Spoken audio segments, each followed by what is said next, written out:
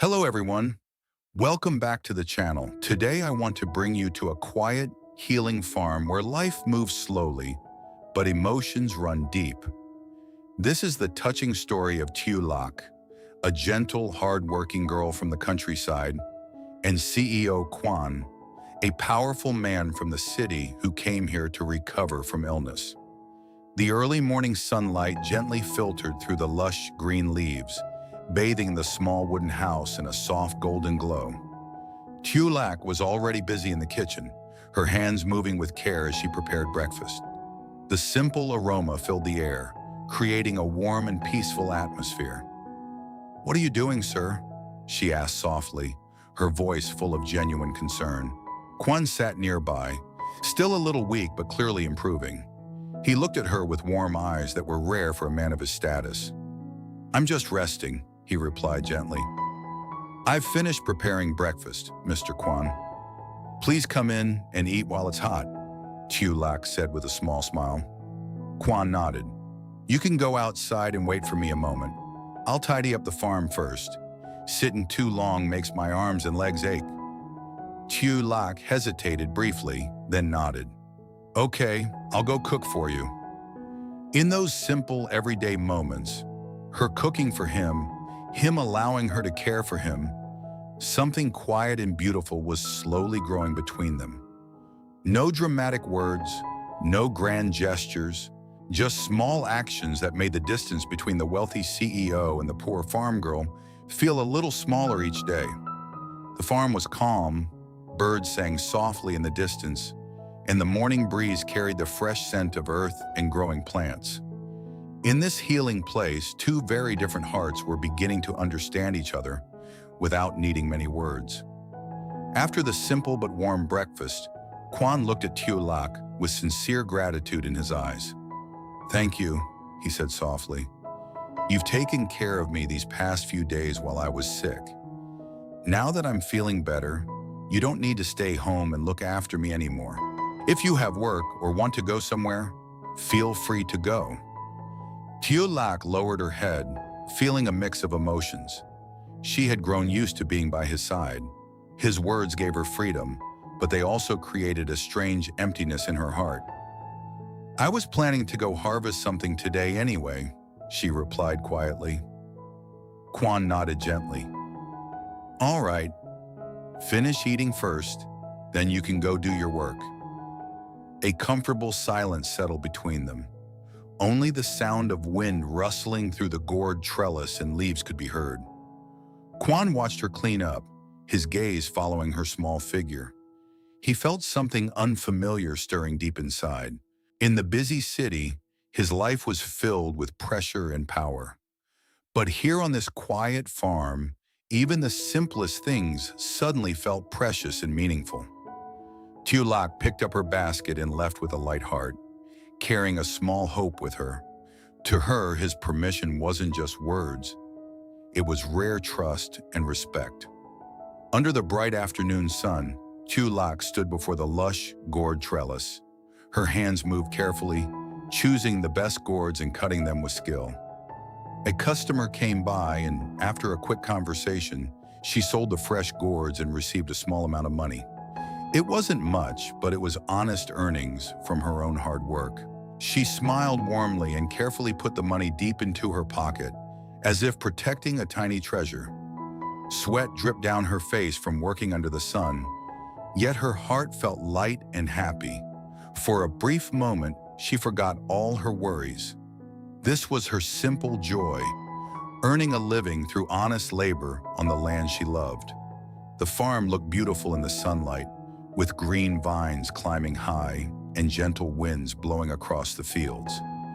Tieu Lac walked home with lighter steps, holding on to that small happiness, completely unaware that this tiny amount of money would soon bring her pain. Meanwhile, back at the farm, while Tieu Lac was still away, Quan's phone rang. It was his assistant, Nam. The moment Quan opened the financial report, his expression turned serious. "The cash flow deficit is quite large," the assistant said. "If we don't handle this quickly within the next month, the company will face a serious financial crisis." Quan's hand tightened around the phone. The problem came from contracts his mother had signed. There were signs of possible insider activity. The numbers looked dangerous. He looked around at the peaceful farm, the wooden house, the green fields, the calm life he had been enjoying. Then he thought about the cold, ruthless world waiting for him back in the city. "I'll have to return to the city as soon as possible," he murmured almost to himself. "We can't let this continue any longer." For the first time since arriving at the farm, Quan felt the heavy weight of his responsibilities returning. The healing peace he had found here suddenly felt fragile, threatened by the approaching storm from the city. On her way back to the farm, Tieu Lac was suddenly stopped by a familiar but unwelcome voice. "Hey, where are you running to? I'm your older brother. It's been so long since I've seen you. You got married to a rich man and now you've forgotten about your own brother, huh?" Tieu Lac froze, her face turning pale. Her older brother stood in front of her, eyes greedy. "You look like you have money lately. Can I borrow some?" I don't have any, brother," she stammered. But he didn't believe her. He quickly searched her pockets and took all the little money she had just earned from selling the gourds. Tieu Lac's eyes filled with tears as she begged, "Please don't take it. That's all I have left." Her brother laughed triumphantly. "You said you didn't have any. Look at this. So much money. I'll borrow it for some big projects. I'll pay you back when I have it." He took the money and walked away happily, saying, "Luckily, the land deed hasn't been mortgaged yet. Thanks to meeting you, little sister. Now I have money to have fun." Tieu Lac stood there alone on the dusty path, her heart aching with shame and helplessness. Being hurt by her own flesh and blood felt even more painful. The sky seemed darker, and the gentle farm wind suddenly felt cold against her skin. When she finally returned to the farm, her eyes were red and swollen. She tried her best to hide her pain. Quan was chopping wood nearby, the steady sound of the axe echoing in the quiet air. Seeing her return, he stopped and spoke in his deep, warm voice. "You're back. Go put your things away, take a bath, and rest." Tieu Lac nodded without looking directly at him, afraid he would see her tears. "Do you need help with dinner?" she asked softly. "No, Tieu Lac. You go rest. I'll cook dinner tonight," Quan replied gently. He continued chopping wood, but his eyes quietly followed her small figure as she walked into the house. He could sense something was wrong, even though she tried to hide it. In that quiet moment, with the warm evening light falling on the farm, Quan felt a strange determination growing inside him. The surface of the farm remained peaceful and warm, but beneath it, big changes were approaching. The storm from the city was coming closer, and the pain Tieu Lac carried in her heart was something he had begun to notice. What will CEO Quan do when he learns about the trouble caused by Tieu Lac's older brother? And how will their slowly growing feelings face the pressure from his complicated world? That's where this emotional story is heading. Tieu Lac walked into the house with heavy steps, trying hard to hold back the tears that were about to fall. She put her basket away mechanically and sat down in a quiet corner, her heart aching deeply. The small amount of money she had worked so hard to earn under the hot sun had been taken away by her own older brother in just a moment. The pain wasn't just about losing the money, but also about the betrayal from her own flesh and blood. She wondered why her life had to be so difficult all the time. This farm had been a place of healing for her, a place where she found some peace beside CEO Quan, but today everything seemed to be falling apart. Quan was still standing outside in the yard, holding the axe and chopping wood steadily, but his mind was nowhere near the task. His eyes occasionally glanced toward the small wooden house. He could clearly sense something was wrong with Tieu Lac. Her red, swollen eyes, her heavy footsteps, and the way she tried to hide her sadness with her voice. As a CEO who had faced countless storms in the business world, Quan was very sensitive to moments when someone was trying to conceal their pain.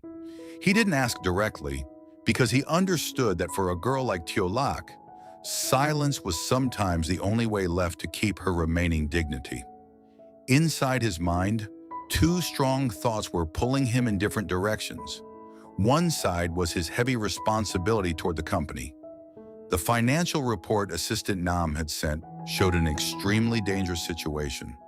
The contract signed by his mother had caused a serious cash flow deficit, and there were even signs of insider activity. If he didn't handle it quickly, the company could fall into a real financial crisis within just 1 month. The pressure weighed heavily on his shoulders, reminding him that he couldn't stay on this peaceful farm forever. But on the other side was the image of Tieu Lac, the girl who had quietly taken care of him during the days he was ill. She never asked for anything, only offered small, gentle actions, cooking breakfast, asking about his health, and giving him a soft smile amid the lush greenery of the farm. This place, with its climbing gourd trellises, gentle sunset light, and soft winds blowing through the leaves, had helped him find the peace that the glamorous city never could. Now seeing her return in such a sad state, Quan felt a strange determination growing stronger in his heart. He wanted to protect her, even though he didn't yet know exactly what had happened. Evening slowly descended. The last rays of sunlight painted the wooden house in the garden in a warm red glow. Quan went into the kitchen and prepared dinner himself. He gently refused when Tieu Lac offered to help. "Go take a bath and rest. I'll take care of dinner tonight." His voice was deep and warm, carrying quiet care that didn't need many words. Tieu Lac nodded, gratitude mixed with deep sorrow in her heart. She stepped into the bathroom, letting warm water flow over her body, but the water couldn't wash away the sadness weighing on her chest. She thought about her older brother, about the money that had been taken, and about Quan, the wealthy man who was here beside her. Would he stay longer? Or would the pressure from the city soon pull him away from this place? In the kitchen, Quan stood silently, knife in hand, but his eyes gazed out toward the yard. He remembered the call from his assistant and the alarming red numbers on the financial report. He knew he had to return to the city soon, but before he left, he couldn't leave Tieu Lac alone with the pain he had unintentionally noticed. That moment of silence was full of meaning. Quan's eyes turned toward the wooden house where Tieu Lac was staying, carrying a silent promise. He would not let her suffer alone. Dinner was served simply but warmly. The two of them sat facing each other under the soft golden light. The farm atmosphere remained peaceful as always, but both could feel that big changes were approaching. Tieu Lac tried her best to smile, hiding her true feelings. Quan looked at her, his deep eyes filled with quiet thoughts. He hadn't spoken about his decision yet, but in his heart, he had already begun making plans. Would he help Tieu Lac face her older brother? Would he find a way to protect her before he was forced to return to the city? Or would secrets from the past and family pressure make everything even more complicated than before? The story between CEO Quan and Tieu Lac was still unfolding, caught between the gentle healing of the farm and the endless storms from the outside world. Their feelings were growing slowly through small, meaningful moments, but the real challenges had only just begun.